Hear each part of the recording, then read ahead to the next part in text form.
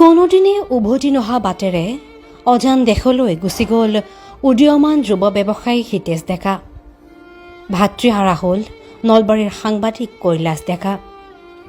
পূব নলবাৰীত শোকৰ ছাঁ। নিষ্ঠুৰ নিয়তিয়ে কাঢ়ি লৈ গ'ল ৩৫ বছৰীয়া উদীয়মান যুৱ ব্যৱসায়ী হিতেশ ডেকাক।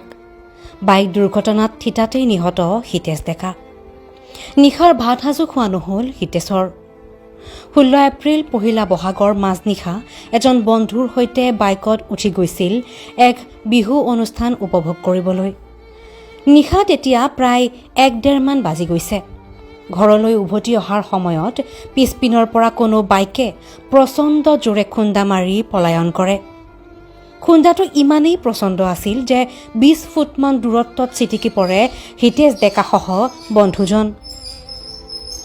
বাইক চালকগৰাকী গুৰুতৰভাৱে আঘাতপ্ৰাপ্ত হয় যদিও আৰোহী হিতেশ ডেকা থিতাতেই নিহত হয়। ঘটনাৰ খবৰ পাই দুয়োজনকেই নলবাৰী মেডিকেল কলেজত ভৰ্তি কৰোৱা হয় যদিও হিতেশ ডেকা নিহত হোৱা বুলি চিকিৎসকে ঘোষণা কৰে। এই খবৰ বিয়পি পৰাৰ লগে লগে অঞ্চলজুৰি শোকৰ ছাঁ বিয়পি পৰে।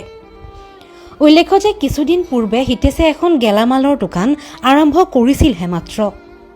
এতিয়া কথা হ'ল তেওঁ অবিহনে তেওঁৰ কণ কণ শিশু কন্যা দুটাৰ ভৱিষ্যতৰ বাবে কোনে ল'ব দায়িত্ব? এয়াও এক ডাঙৰ প্ৰশ্ন হৈ পৰিছে। আজি দুপৰীয়া নলবাৰী চিভিল হস্পিটেলত মৰণোত্তৰ পৰীক্ষাৰ অন্তত মৃতদেহ ঘৰলৈ অনা হয়। ঘৰখনত এক শোকাকুল পৰিৱেশৰ মাজত অনেক গুণমুগ্ধৰ উপস্থিতিত তেওঁৰ অন্ত্যেষ্টিক্ৰিয়া সম্পন্ন কৰা হয়। মৃত্যুৰ সময়ত 2 কণমানি কন্যা, পত্নী, পিতৃ, মাতৃ, ভাতৃ, ভাই বোৱাৰী, ভনী, ভতিজীসহ অনেক গুণমুগ্ধক এৰি থৈ যায় হিতেশ ডেকাই।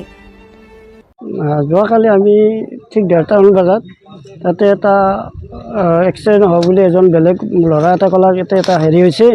আমাক যেতিয়া চিঞৰৰ মাতাত আমি তাৰমানে ঘৰৰ পৰা ওলাই যাই দেখিলোঁ যে আমাৰ হিতেশ ওপৰত পৰি আছে আৰু এটা আনটো ল'ৰা তলত দেখি পৰি আছে।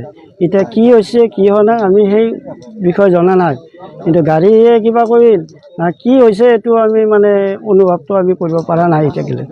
কিন্তু আমি জানো যে এতিয়া সিহঁতৰ মানে হেৰিভাৱে আহিল নেকি, গাড়ীখন আহোঁতে কিবা বেগৰে গণ্ডগোল হ'ল না কি হ'ল একো নাজানো। খুন্দাই থোৱা যোৱাটো আমি দেখা নাই, যিহেতু দেখা নাই এতিয়া খুন্দা বুলি যাব পাৰে যিহেতু গাড়ী বহুত চলি আছে ৰাস্তাটো থকা নিয়মত কালি পৰি আছে। মই জেগাত পৰি আছে আৰু তাতেতো বহুত গোট খাই গ'ল। তাৰমানে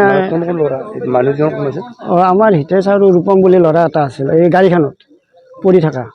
ৰূপম আৰু হিতেশ আছিল এই গাড়ীখনত আমাৰ থাকিলে। তেওঁলোকে পৰি থকা দেখিছোঁ ৰূপমে এঠাইত আৰু হিতেশ এঠাইত মানে ওপৰত পৰি আছে। সেইখিনি আমি দেখি তাৰপিছত অলপ সময় আমি 108 আমি মাতিলোঁ। 108 অহাৰ পিছত আমি ইয়াতে দক্ষিণ গাঁও মেডিকেলত আমি লৈ গ'লোঁ, য'ত তাতে এটা ডিক্লাৰ দিলাক যে এওঁৰ বৰ্তমান হেৰি নাই আৰু ইজনক তাৰমানে এই গুৱাহাটীলৈ ট্ৰেন্সফাৰ কৰি পঠাই দিলাক। ঘগ্ৰাপাৰাৰ পৰা চাকলিন দ্বীপৰ ৰিপৰ্ট, বি নিউজ 1।